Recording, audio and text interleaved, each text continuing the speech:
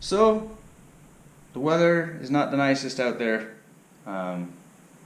Pretty much can't be playing with any two-wheel bike unless you want to get muddy. And, well, it's December, and it's potential snow or rain every day. And yeah, it's like indoor spinning on Zwift and treadmill running and waiting for the shift in season. So I thought it would be a good idea to kind of recap what I love about this new little purchase. So this is a 2022 Beta 200RR. It's pretty much stock. The only thing I've added to it are the P-Tech radiator guards, which are, they look bulletproof. Speaking of bulletproof, bulletproof designs. I've had them on my TX300.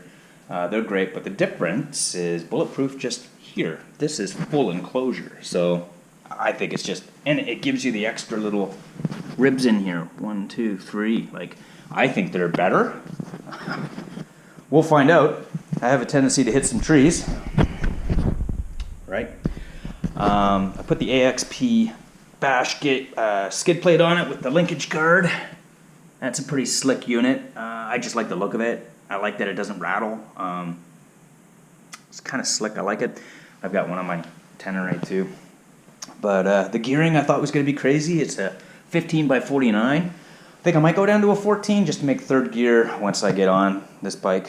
You know, I've only had 5 hours on it, 1 hour on a moto track to break it in, and then 3.5 hours in the Ganny, and then it felt like, well, the hour meter must be off because it should be probably more like 5.5 hours on it, I'd say. But other than that, it's stock. So it's got tubes in it. I'm a Moose guy, so whatever, I'll run these tires until they're done. Whatever. You got to have this apparently because it doesn't have a kickstart. It's the first bike I've ever had without a kickstart, so I gotta put faith in the starting system, which it does start beautifully. I did learn. One thing I did also learn is this tank does not hold much gas, and the reserve is super high. So when I was going through the break-in process, it whoa on me twice while I was just in the neighborhood, like in the cul-de-sac. I'm sure my neighbors love that I have another dirt bike.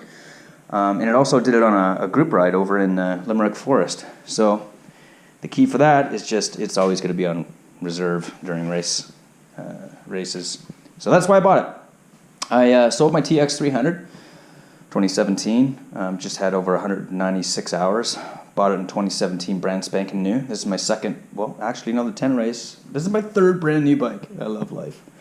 And I wanted to get back into racing, so I wanted a play toy. I wanted something that I wasn't going to kill myself on, realistically, because the 300, I grabbed a handful of throttle, and I just had a Red Bull waiting for guys, and yeah, it bit me. And so, anyways, I was going to get a Yamaha 125X. Glad I got this. Way more torque.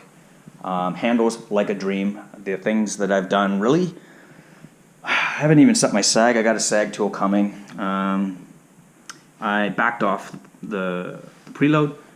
I backed off 5 clicks on the compression and 3 on the rebound, so it's a little quicker. And I noticed before I did that, it was super stiff. On the moto track, it was great, but then once I got in the Ganny, it was beating me up. But yeah, like 5 clicks made a huge difference. So I'm 170 to 175 without gears, so that kind of gives you an idea. But yeah, other than that, man, what a blast this thing is to ride. Reminds me a lot of the CR144 I had, the Husky. Not as loud, obviously. It's got a more woods-friendly pipe. The tires are great. I don't know why people would complain about that. Some people complain about the gear shift lever. Well, I don't know. Maybe it's because I got small feet. I got no issues. People complain about the jetting. I don't know. Stock jetting. I played with the air screw. It was like, I'm up in Canada, Ontario, so it's like December. Last ride I went on, I think it was like 6, 7, 8 degrees, so I just richened it up by about a half turn, and that seemed to be fine, but I'm running it rich anyways. I'm sure in the spring, once it gets warmer, I'll move the clip and maybe go a different pilot, but still breaking it in. Want to be somewhat reserved. The map switch was really cool. It makes a difference. Some people say the map switch makes no difference. On my TX, I thought it did. I heard it, I felt it. This thing, huge difference too. Like when it's on rain mode, it tames it down. And when it's on sunny mode, it's a little beast. And that's with jetting that isn't, quote unquote ideal, but yeah, so I'd probably run like 2.5 tanks maybe. I can't even keep track. Lots of fun. Clutch, easy. Although that first hour on the moto track of clutching, oh my God. I hit an hour of runtime and I barely made it back because my forearm was just so cramped up. I would highly recommend this bike. I'm going to be 50 in April. I'm going to race it in a Vet B class next year in Off-Road Ontario. May or may not be doing the 24-hour down in New York with some boys. We've done that a couple times in a group and solo before. Fast, flowy stuff, it's what I like to ride. I'm not a hard enduro guy. I don't like creek beds, big rock gardens, all that stuff. It's just not my thing, man. So this bike, I think, is going to be the ticket. And I'm looking forward to, gone are the days where I just want to, I need to change the can. I need to put a gnarly on, I think I should probably get some case guards. I think more protection, the better. If I'm going to put any money into the bike, I think it's going to be just some more. I've never run disc guards either, and that's, once again, I'm not like a hard enduro guy. Like, I'm picking lines like a mountain bike where I'm going around shit instead of over it.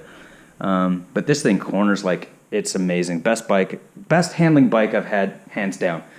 Bikes, I've had a TE 450, it was a 2007. I had a 2010 CR144. Those were all used. And I bought my new TX 300, 2017. And then I replaced the CR144 as a spare bike with a KTM 250 XCF. It had a Recluse. And that bike was the best turning bike I ever had until this one. This thing handles and turns, and it's just, man, there's nothing like a small bore two-stroke. The headlight's a little weird. I'm not used to that. Headlight and tail light. But it comes with like a moto plate.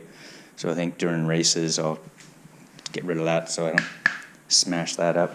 But yeah, very happy with it so far. It's going to be a long winter. And looking forward to the next racing season. So all in all, I'm going to give this 2 thumbs up. I think it's the perfect platform for me. I'm looking forward to getting some more YouTube footage of it riding.